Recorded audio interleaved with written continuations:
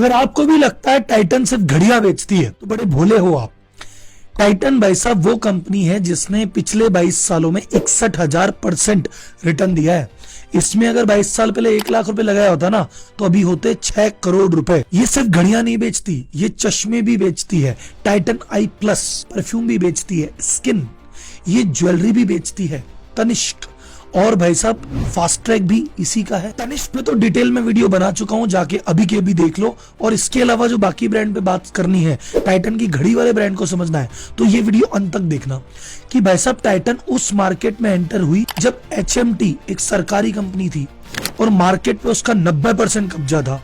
तो फिर ऐसे मार्केट में टाइटन गई क्यों, और गई तो लड़ी कैसे, और लड़ी तो फिर जीती कैसे। आज की वीडियो में सेल्स कैसे बढ़ाएं, मार्केटिंग कैसे करें।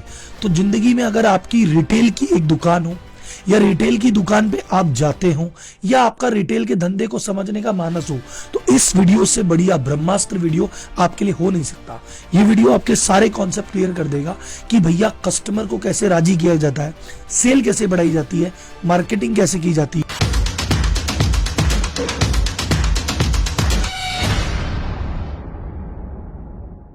तो करते हैं वीडियो की शुरुआत। उस समय के वॉच के मार्केट को समझते हैं। अगर आपको घड़ी लेनी है आपके पास 3 ऑप्शन है। लोकल लेनी है, किसी की भी ले लो, छोटे मोटे बहुत सारे अनऑर्गेनाइज्ड ब्रांड है। आपने कहा ना भैया ब्रांड में जाना है, तो भैया अगर ब्रांड में जाना है तो उस समय कोई बड़ा ब्रांड इंडिया में था ही नहीं। या तो किसी यार दोस्त को बोलो कि विदेश से कोई भेज दे या सेकेंड हैंड मार्केट में ले लो। आप बोले नहीं सब प्रीमियम ही चाहिए, इंडिया का ही चाहिए, तो आपके पास एक ही ऑप्शन है HMT। HMT सरकारी कंपनी थी, गवर्नमेंट ऑफ इंडिया ने चालू की थी। नेहरू जी ने बड़े प्यार से जापानीज वॉच मेकर जो है सिटीजन, उसके साथ मिलकर कंपनी चालू की थी।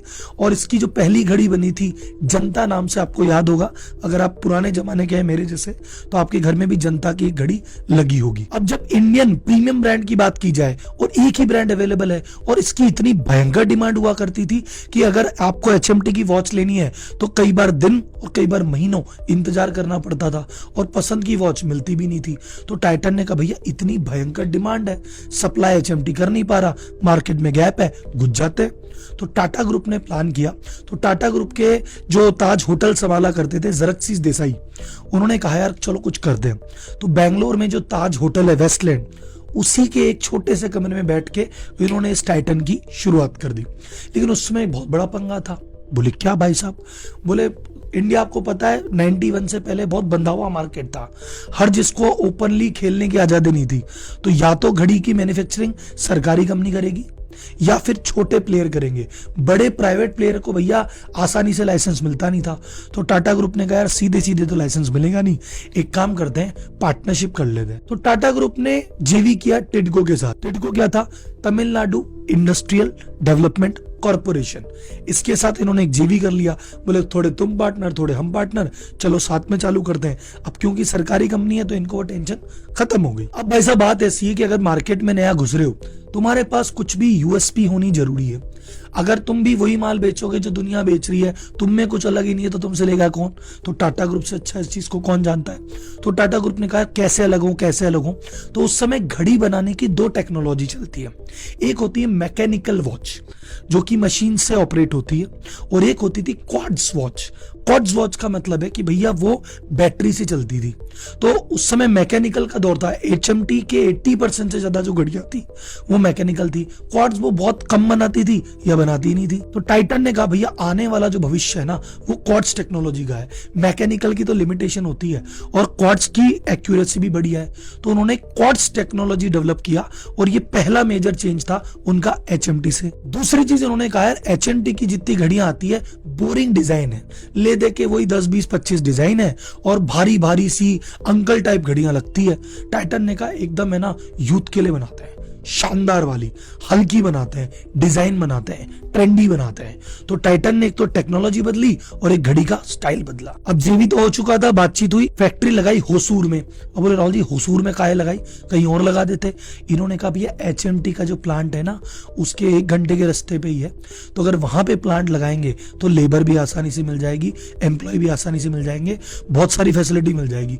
तो वहां पे HMT के प्लांट के एकदम जरा सा पास में 1 घंटे की दूरी पे इन्होंने ने पैसा फैक्ट्री लगा दी और 87 में इन्होंने अपनी पहली घड़ी मार्केट में लॉन्च की। अब बात करते हैं भैया स्ट्रेटजीज की। इन्होंने कौन कौन सी स्ट्रेटजी लगाई जिसकी वजह से रिटेल इंडस्ट्री में आपको ऐसा लगेगा जो रिटेल आज की डेट में आप दुनिया में देख रहे हो ना कहीं इसमें टाइटन का योगदान है। इसने बहुत सारी चीजें ऐसी दी है जो अब हमको नॉर्मल लगती है, नॉर्मल ही तो है, टाटा के जमाने में नॉर्मल नहीं थी।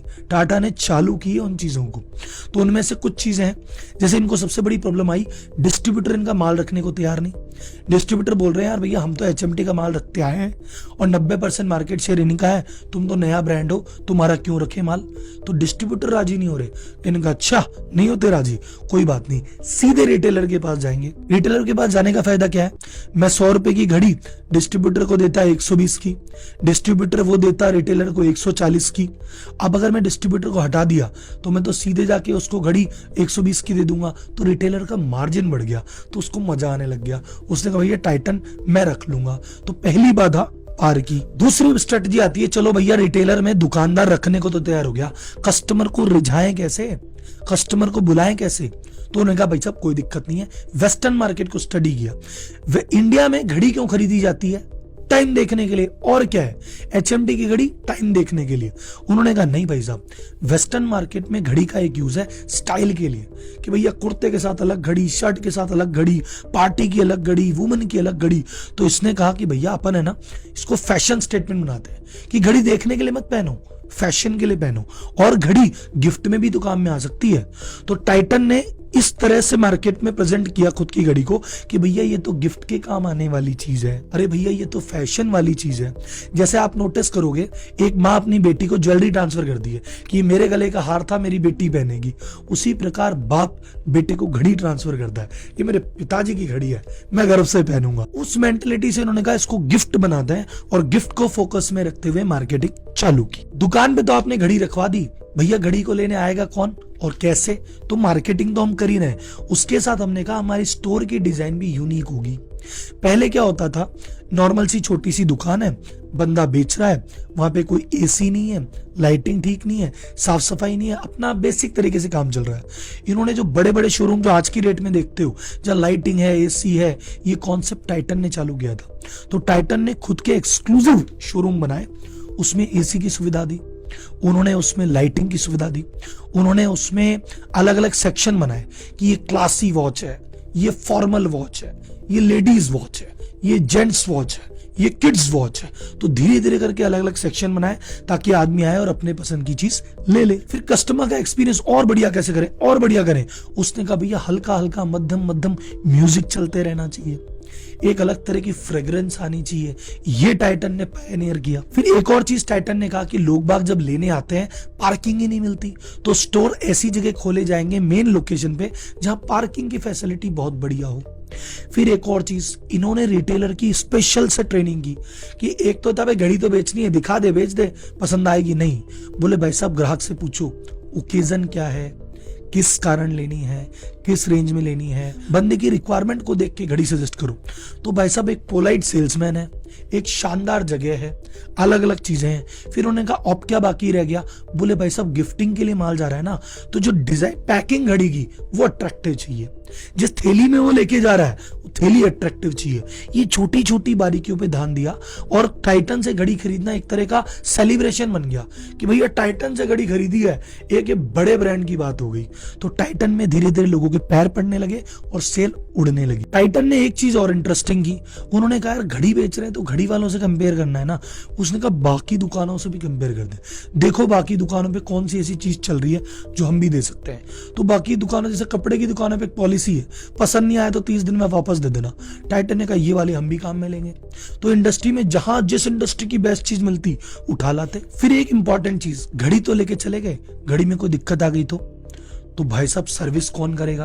उन्होंने कहा भैया सर्विस का सबसे बड़ा ध्यान, बल्कि उनका मोटो क्या था, टाइटन की जो टीम मीटिंग होती थी उसमें ओनर कहते थे देखो घड़ी ठीक करने वालों, तुम एक घड़ी ठीक नहीं कर रहे हो, टाइटन की रेपुटेशन ठीक कर रहे हो। तुम जितनी जल्दी और जितनी बढ़िया तरीके से घड़ी ठीक करके दोगे उतनी रेपुटेशन इंप्रूव होगी। तो प्लीज इस तरह से काम करो। तो टाइटन ने इंश्योर किया कि जहां जहां ये घड़ी बेच रहे हैं वहां वहां एक सर्विस सेंटर अवश्य हो। तो टाइटन ने इस चीज को ध्यान में रखते हुए आज की डेट में टाइटन के 800 से ज्यादा सर्विस सेंटर है 250 से ज्यादा टाउन्स में।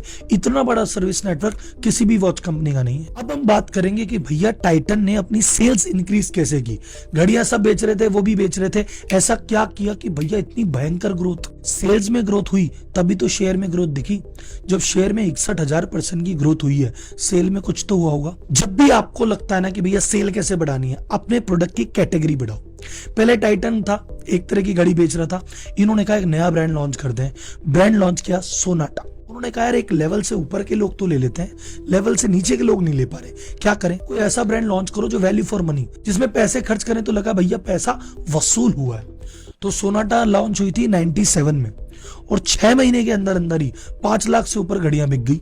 तो जैसे ही नया ब्रांड लॉन्च किया, सेल अपने आप बढ़ गई। फिर उन्होंने कहा यार जो टॉप प्रीमियम वाले हैं, जो मोटा पैसा खर्च करना चाहते हैं, उनके लिए क्या करें? बोले जाइलस करके एक ब्रांड लॉन्च करते हैं, वो प्रीमियम सेगमेंट को कैटर करेगा। तो जिसको सस्ता लेना है वो सोनाटा में आ जाओ, बीच वाले टाइटन है ही, ऊपर वाले जाइलस में आ जाओ। फिर उन्होंने कहा यार ये तो अपन ने मेल को किया, वुमेन के लिए कुछ अलग करे क्या? बोले हाँ। तो टाइटन ने एक वॉच लॉन्च की, रागा। अब रागा की ब्यूटी क्या थी? नॉर्मली क्या होता है, एक मेल वॉच लॉन्च होती है, उसी का छोटा वर्जन फीमेल होती है। बोले ये तो जोड़ा ऐसे ही चलता है। इन्होंने कहा नहीं नहीं भाई साहब, स्पेशली वुमेन के लिए डिजाइन हुई है।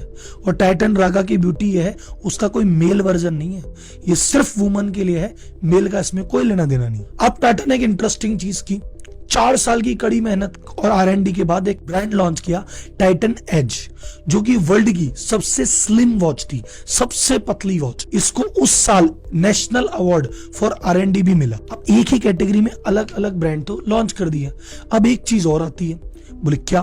बोले सर आजकल का यूथ क्या कहता है, क्या पापा का जमाना गया, मेरा जमाना क्या? टाइटन तो पापा के जमाने की चीज है, मुझे मेरे जमाने का दो। बोले बेटा तू भी तेरे जमाने का ले। We launch fast track. अब तो भैया लड़के के लिए है। तो ये 2018 में इंडिया का लार्जेस्ट यूथ ब्रांड था इस कैटेगरी में। और इस ब्रांड का फायदा क्या हुआ?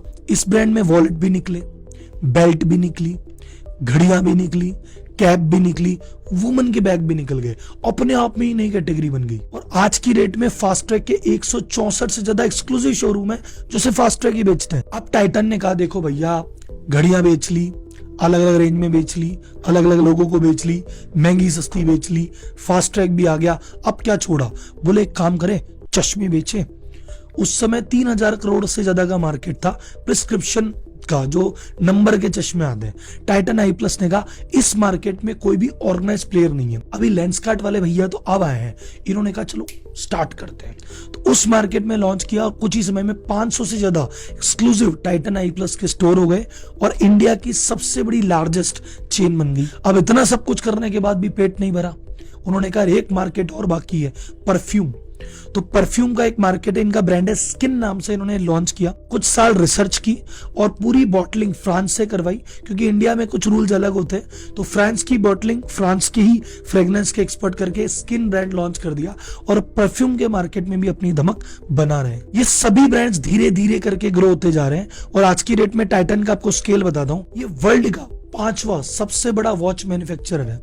इसके पास 12 से ज्यादा फैक्ट्री है जो वॉच या वॉच कंपोनेंट बनाती है या उनको असेंबल करती है।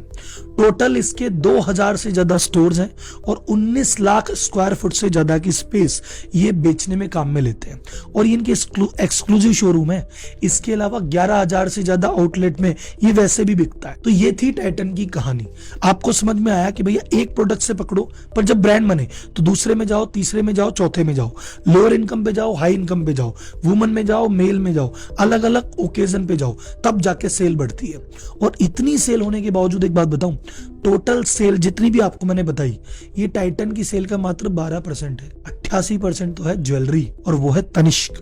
और उसके बारे में डिटेल में जानना है तो अलग से वीडियो है, वहां पे जाओ और देखो तनिष्क में इन्होंने क्या धूम धड़ाके किए। इतने ज्यादा फैमिली ज्वेलर्स होने के बावजूद भी इन्होंने मार्केट में एंट्री की और आज 24,000 करोड़ की सेल कर रहे हैं। तनिष्क की स्टोरी आप देख सकते हैं। अगली video Tata motor, Tata steel अगले वीक आएगी। तब तक के लिए भैया वेट करो, चैनल को सब्सक्राइब करो। धन्यवाद, जय हिंद।